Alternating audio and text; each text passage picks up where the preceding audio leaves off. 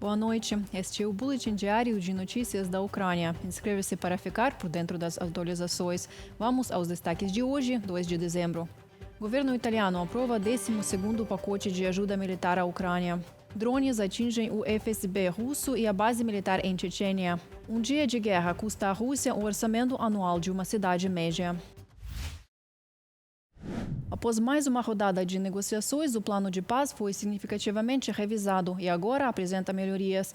A declaração foi feita pelo presidente da Ucrânia durante uma coletiva de imprensa conjunta com o líder francês Emmanuel Macron.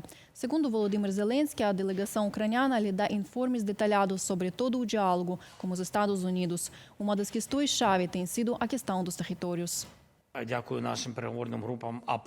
Agradeço às nossas equipes de negociação. O plano apresenta melhorias. Para dar uma ideia geral, discutimos diversas questões, incluindo territórios. A conversa durou 6 horas e meia. As negociações continuam e os negociadores dos Estados Unidos compartilharam conosco sua visão. Eles também desejam apresentar seu ponto de vista à parte russa. Estamos recebendo feedback completo. Eu mesmo recebo atualizações da nossa delegação. Eles irão à Irlanda e me fornecerão um relatório passo a passo sobre em que ponto estamos nessas negociações. E pelo que entendo, os Estados Unidos também receberão a reação correspondente dos russos. Mais adiante, esperamos uma discussão com o presidente dos Estados Unidos sobre os aspectos-chave.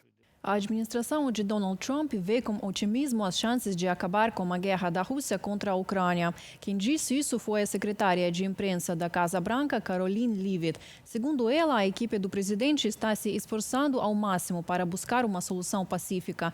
Leavitt comentou que as negociações entre Ucrânia e Estados Unidos na Flórida foram produtivas. Isso é uma espécie de diplomacia de vai e vem, como vocês têm visto esta administração praticar, em que falamos de forma equilibrada com ambos os lados. Colocamos os pontos no papel. Esses pontos foram bastante aprimorados. Mas quanto aos detalhes, vou deixar que os negociadores tratem disso. Ainda assim, nos sentimos bastante confiantes e esperançosos de que esse trabalho finalmente possa chegar ao fim.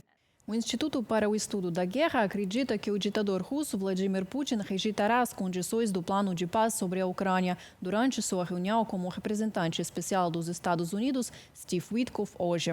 Conforme escrevem os analistas do Instituto, o Kremlin está definindo os termos para evitar discutir publicamente os resultados do encontro dos Estados Unidos com a Rússia em 2 de dezembro, possivelmente para obscurecer a provável recusa da Rússia à proposta de paz apresentada pelos Estados Unidos e pela Ucrânia.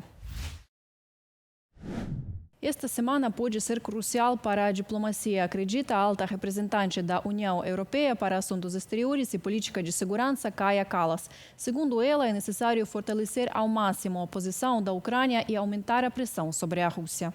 Receio que toda a pressão seja colocada sobre a vítima, ou seja, que a Ucrânia tenha que fazer concessões e assumir obrigações. No entanto, é importante não perder de vista que, para que haja paz, é a Rússia quem iniciou esta guerra. É a Rússia quem a continua e é a Rússia quem realmente mira civis e infraestrutura civil todos os dias, causando o máximo de dano possível. Portanto, sim, temo que toda a pressão recaia sobre o lado mais fraco, porque esse seria o caminho mais fácil para encerrar a guerra, com a rendição da Ucrânia. Mas isso não interessa a ninguém. Não interessa à Ucrânia, não interessa à União Europeia e também não interessa à segurança global como um todo.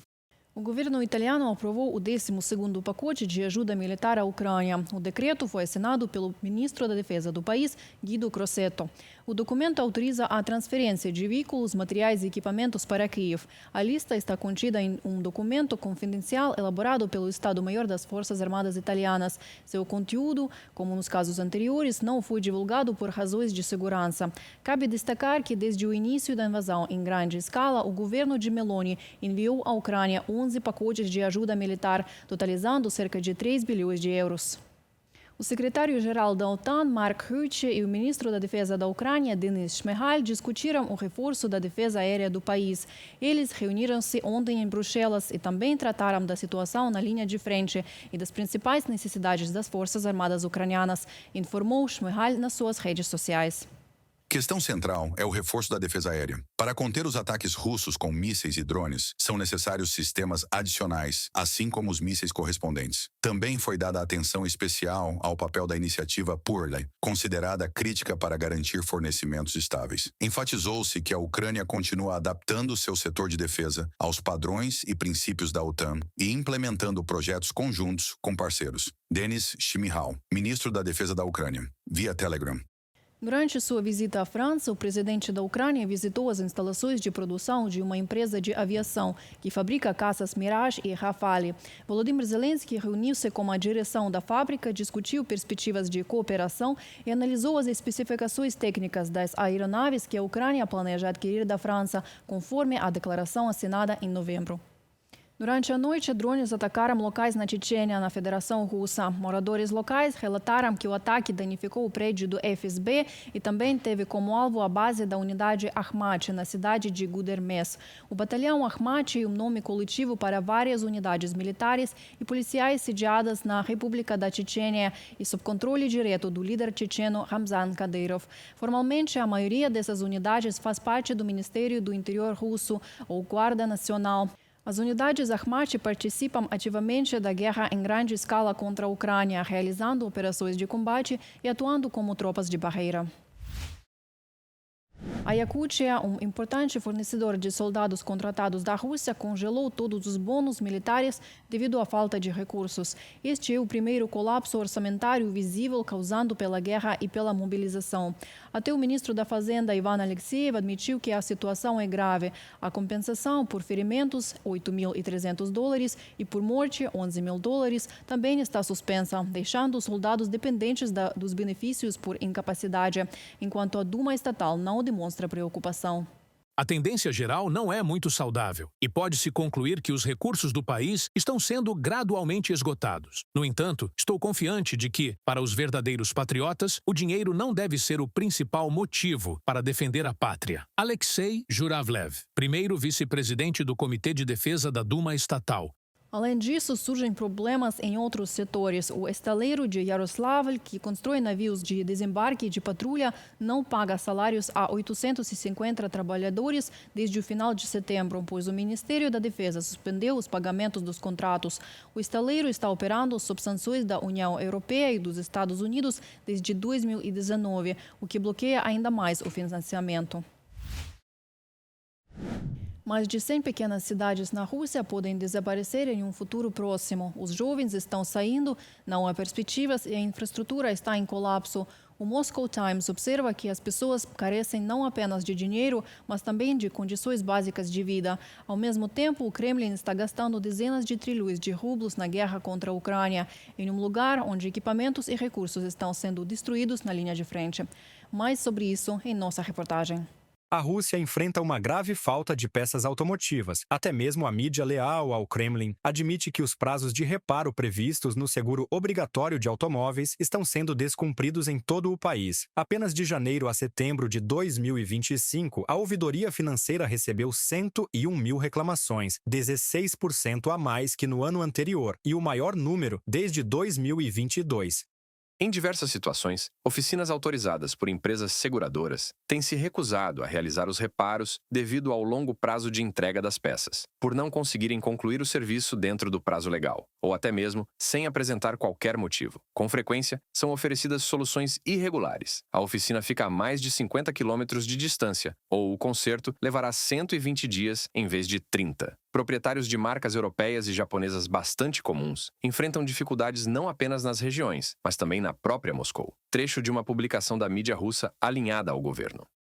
As autoridades russas não demonstram intenção de resolver a falta de peças ou melhorar a vida da população. Todos os esforços de Putin estão voltados para o exército. Ele assinou o orçamento de 2026 e o plano para 3 anos, nos quais quase 1/3 de todos os gastos, um recorde desde a era soviética, vai diretamente para as necessidades militares. Quase 13 trilhões de rublos para o exército e para a compra de armamentos. Outros quase 4 trilhões são destinados à segurança nacional, que inclui o Ministério do Interior, a Guarda Nacional, os serviços secretos e o sistema prisional. No total, o aparato de força receberá mais de 16,5 trilhões de rublos, 38% de todo o orçamento do país.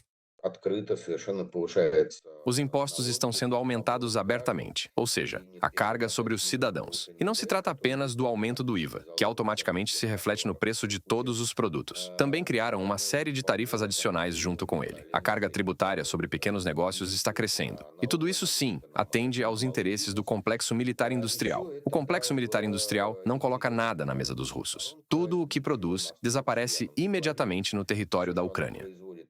Enquanto o Kremlin não apenas mantém, mas aumenta os gastos militares, a esfera social da Rússia afunda cada vez mais. Segundo cálculos do projeto Sibéria Reale, um único dia de guerra contra a Ucrânia custa cerca de 30 bilhões de rublos, o equivalente ao orçamento anual de uma cidade russa média. Ao mesmo tempo, uma em cada 20 escolas do país não tem aquecimento, água encanada ou sequer banheiros internos. A situação mais grave está na região de Murmansk, onde até 77% dos prédios escolares precisam de reformas completas. Na região de Kirov, esse índice é de 69% e na Carélia, de 65%. O paradoxo, conclui o projeto, é que um dia de combate custa ao orçamento russo 160 vezes mais do que construir uma nova escola rural para 200 a 300 estudantes.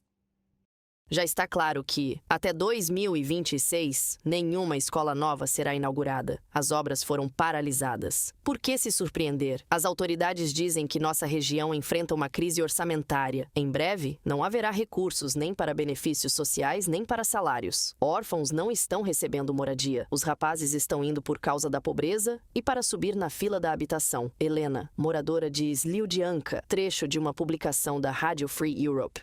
Devido ao subfinanciamento crônico das regiões e à completa falta de perspectivas para os jovens, centenas de pequenas cidades russas correm o risco de simplesmente desaparecer. A afirmação consta em um relatório do Centro Russo de Pesquisa de Opinião Pública. Os jovens estão deixando esses locais em massa, em busca de regiões onde haja emprego e ao menos alguma chance de uma vida normal. A geração mais velha está gradualmente desaparecendo. Novos moradores quase nunca chegam às pequenas cidades. Os autores do relatório observam que a causa não é apenas a baixa remuneração. As pequenas cidades estão sufocadas pela infraestrutura precária, pela falta de serviços, de empregos e de qualquer oportunidade real de desenvolvimento.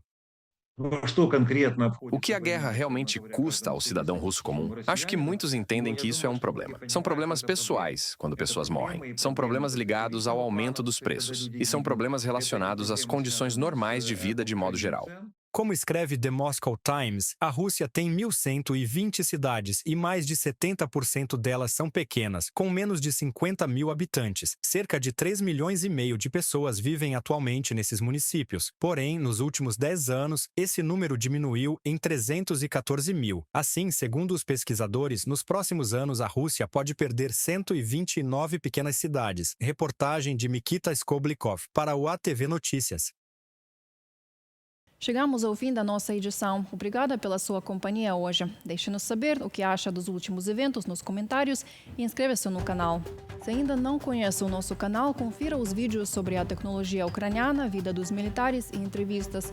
Na última delas, como o jornalista brasileiro Fabrício Vitorino, falamos sobre guerra de informação e como ela afeta o Brasil e todos nós.